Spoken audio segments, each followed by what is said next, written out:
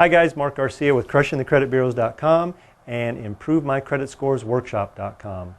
This next section that I'm going to talk about is specifically for my real estate investors. As you know, I'm an active real estate investor myself, and as we talk about why credit is so important for you in your real estate investing, it's not just about getting rid of the negative information, guys. The easiest thing, and most of the information that exists out on the internet, is how to get rid of negative information. Well guys, let me share something with you. Just having the cleanest credit report does not necessarily mean you have the highest credit scores.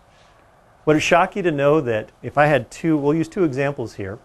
I had two different credit reports. One was what we'll call your traditional person, never late on anything, never missed a payment, didn't have any repossessions, didn't have any judgments, didn't have any of what we call negative information in their credit report, and their FICO score was, we'll call it 680, which is good, not great, but a good score. Yet I had John on the other side over here who's had a repossession, he's had a foreclosure, but because he has the right type of credit, he actually has a 750 credit score. Now I know what you're thinking, wait a minute, that doesn't make sense. And I think I've shared with you from the beginning that, again, we can either talk about the way things should be or the way they are. The credit bureaus don't make sense. Okay, the reason John's credit score was higher because he had the right mix of credit. Now, the FICO scoring algorithm, and I've talked about this in previous segments, is a very unique, complex formula that takes into a lot of factors that ultimately give you your credit score. Now, this is just based on experience. This is not written in stone, and this is not something that it could change at any moment. But typically, the FICO scoring algorithm rewards you if you have a mortgage in your name that's paid on time, if you have a car loan in your name paid on time, 2 to 3 major credit cards, Visa, Discover, American Express, one what I'll call a merchandise card from like a Dillard's or a Best Buy or another retailer. They like to see that mix in there and that you're utilizing those credit accounts. Sometimes a home equity line of credit, or I'm sorry, a home equity loan actually. We're going to cover that in just a second, the difference between the two. But those type of accounts is what the FICO scoring algorithm wants to see in your credit report, and that's going to give you the highest chance for the high scoring. Now, in the other description I was using, the gentleman, and these are two students of mine. He didn't have a mortgage in his name, paid off his house a long time ago, didn't have a car loan in his name because he always paid for cars with cash. Credit cards, he had credit cards, but he paid them off in full every single month, so there was no revolving balance on them. Now, again, what I've just described to you makes sense, right? Anybody that would say, gosh, that person's handling their credit well, they're paying for cash for a lot of things, they're not in debt.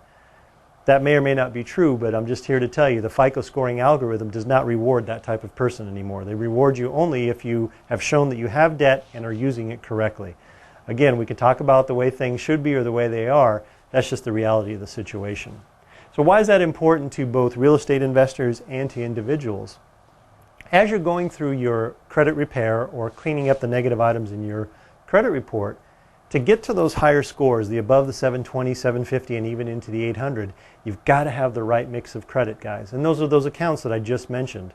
Mortgage, car loan, a couple of the major credit cards, and even a retail card from one of the, again, a Dillard's, a Nordstrom, something like that.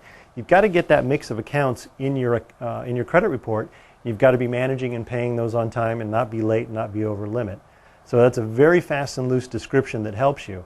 Now with my real estate investors, because again, this is something I've gone through personally, a lot of them have asked me if having 1, 2, 3, or even 4 mortgages is negative in your credit account. And here I'll tell you, based on my experience, it isn't. As long as you're showing that you've paid those on time and they're not, your balances are at least coming down on those loans, it doesn't hurt you as bad as you think, as long as those are investment properties that you can show the leases on. So myself, I have 3 different mortgages in my name. My personal residence, and then 2 investment properties that I have. Anytime I go for any kind of real estate loan, I bring in a copy of those leases to show the broker or the account rep that I'm working with that, hey, these are investment properties, they look through, they see that the leases are in force and that they're current, so we're fine with that.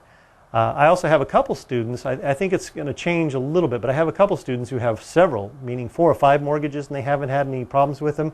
But I think, again, at the time of the taping here, we're talking mid-2008, I think some banks would be a little leery of that because they would think you have too much exposure to real estate and they may be a little bit hesitant to loan out another mortgage. But 3 or 4, you should be okay. If that changes, we update you on our website if anything's changing, because as I've said before, the FICO scoring algorithm is changing all the time. You know, what worked 6, 8, 12 months ago, heck, even a couple months ago, may or may not be working now. So we always keep you current. Keep checking the site, crushingthecreditbureaus.com, for updates on anything new that's happening in the marketplace.